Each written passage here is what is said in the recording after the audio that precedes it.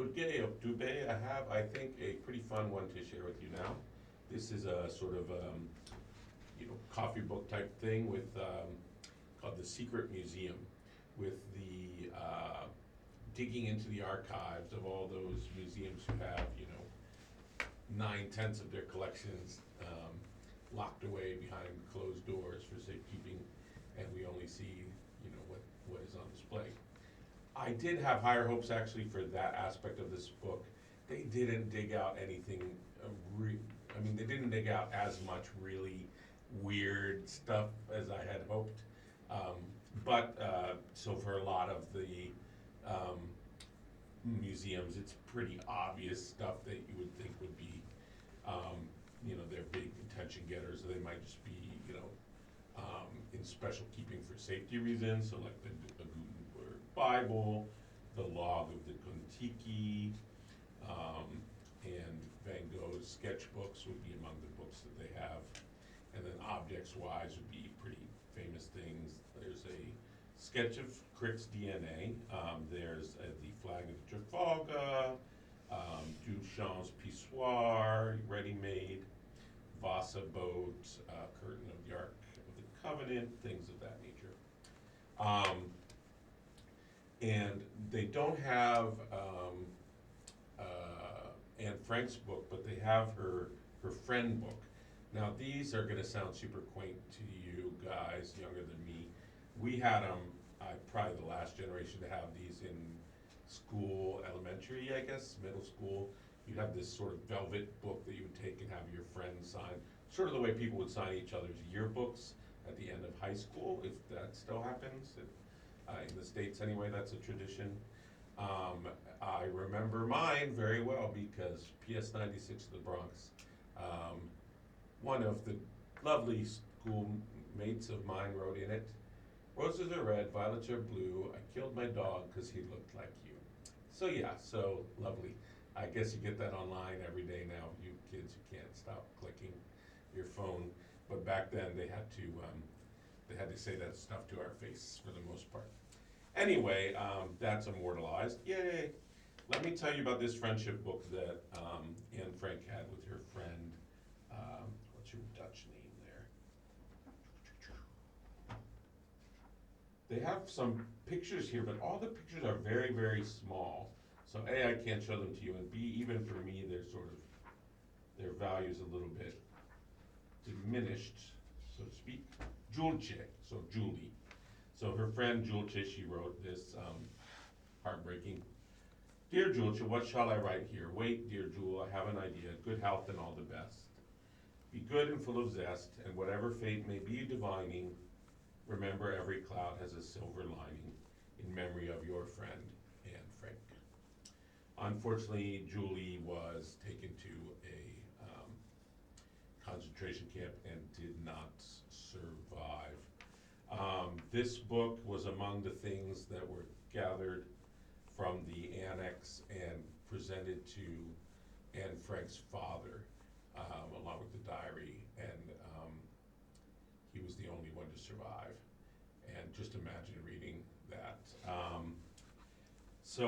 I try to keep politics. I haven't quite decided how to manage politics with book two, but I'll just say there are persons, difficult to understand, who feel towards others a level of inhumanity, or I don't know another word for it, hostility, to the level that they would see them killed, even the little girls. These people must never be given power, not guns, certainly not presidencies of, world powers or any country at all, ever. So I'll leave it at that. All right, moving on. So they also had, now this is kind of interesting, they have a copy of the Nobel will. And you might have known now, Nobel, when his brother, I believe, died, they ran an obituary, I think it was him, and called him a tradesman of death. And he didn't like that being his legacy. So he created the Nobel Prize.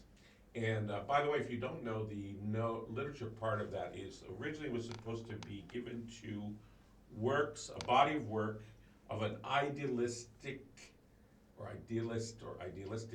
tendency. Obviously, that part of the prize has gone somewhat by the wayside um, historically, but that was originally in the will, which, by the way, was written with no lawyers or anything. That's so amazing to me. Um, and let's see. But he was. I will say this. Okay, he was pretty naive. So here's one thing that he said. For example, he said that he thought, he invented dynamite. That's how he made all of his money. Um, he said that, referring to his dynamite factories, perhaps my factories will put an end to war even sooner than your Congresses. On the day when two Army Corps will be able to annihilate each other in a second, all civilized nations will recoil with horror and disband their troops. Obviously, people have not backed away from these weapons of mass destruction. Have only gotten bigger, unfortunately. So sorry, Alfred, that part did not come true. But thank you for the prize, which is wonderful. And it's sad that this moment, 1901 or so, the prize begins for literature, at least the five. It begins in 1901. The Modern Olympics had just started in 1896.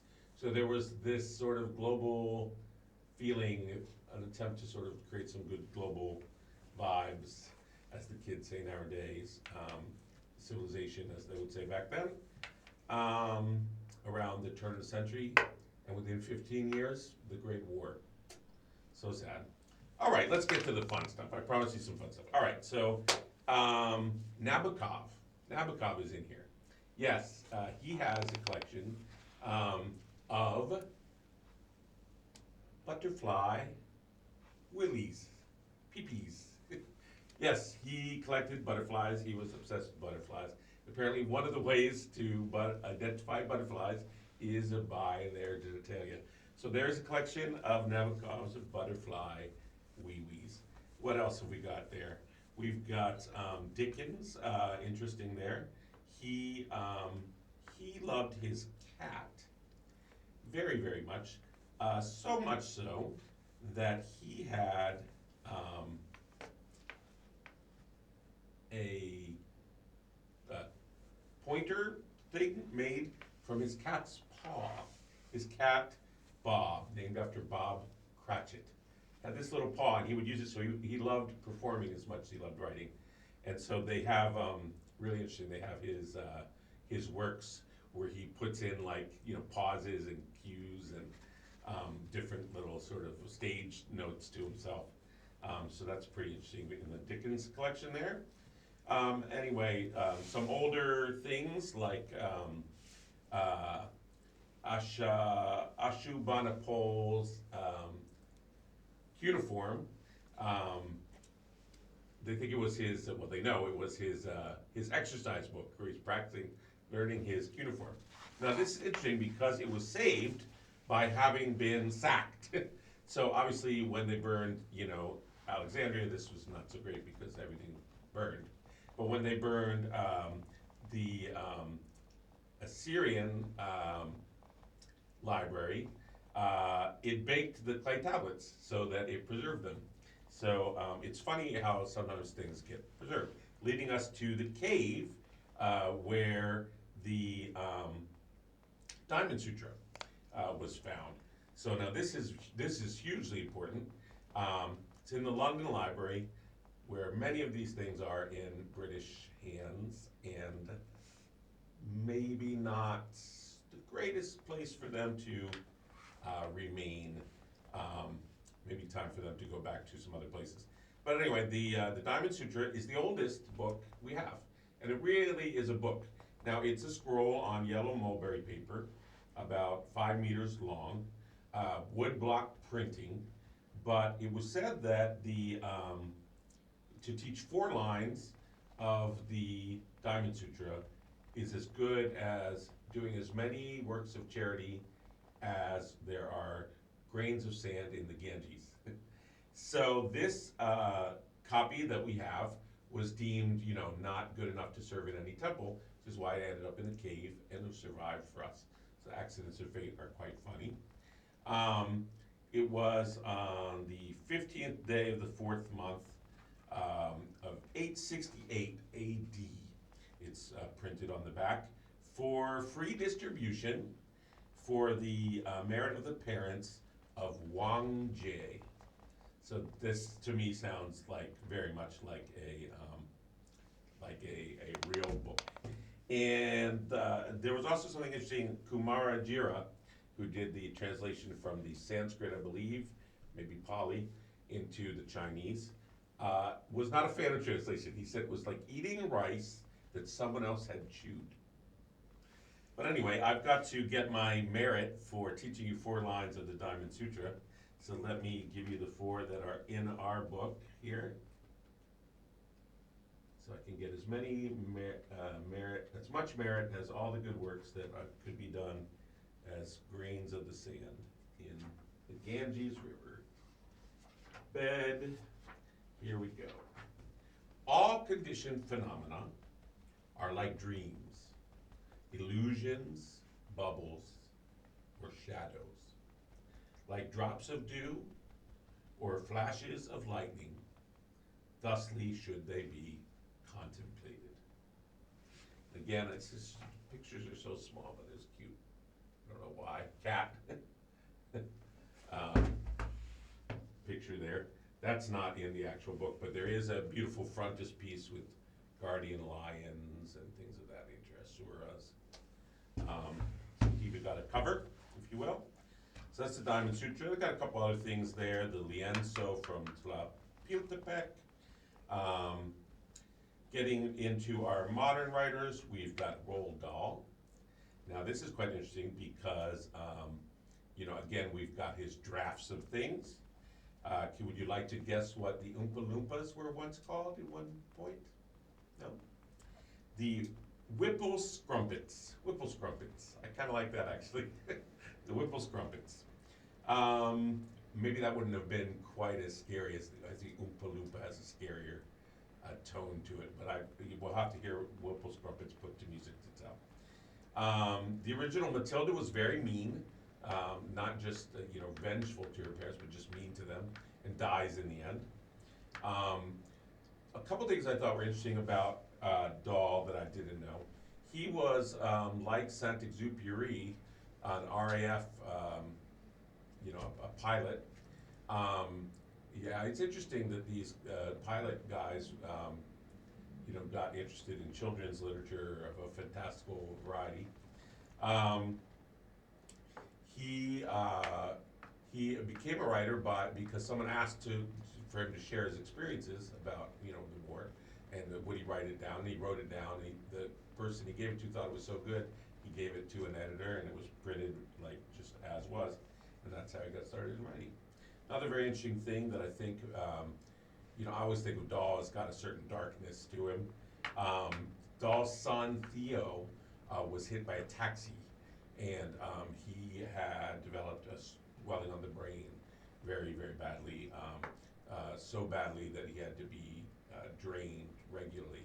And Dahl actually developed this, got together with some doctors and said, look, we need to develop an instrument to do this drainage, so people don't go blind and stuff. And this helped tons and tons of people. So Dahl, had this other credit to his name. Okay, and we'll end with Should Old Acquaintance Be Forgot, right? Good old Burns, Robbie Burns. So the original of this one was Should Old Acquaintance, Old Lang Syne, My Joe, instead of My Dear. My Joe, I'm guessing short for joy. This snippet was originally, collected by another author. It's had music by people like Beethoven. Tagore, who I did a video about, did a musical version of it at one point. It's used widely. It was once the national anthem for the Maldives. It's used in graduations in Taiwan, also funerals. And most interestingly, in Japan, where it's called Glow of the Firefly, it's the chucking out song. It's what they play when they want you to get out of the bar. So, should I stay or should I go, right? And most interestingly, and we'll end on that, I already talked about the London Library. It is played when the UK leaves a colony, like they recently did, not that recently anymore, but like they did not so long ago from Hong Kong. At the lowering of the flag, they'll also play for Auld Lang Syne. And I think that is perfect because Burns once said that he would prefer to wear plaid on his kirple, which is ass, than to wear ermine or purple, which is of course the color of royalty. So yeah, he was not a fan of the British powers either. So I think that's very fitting to picture that lowering of the Union Jack to the tune of Auld Lang Syne.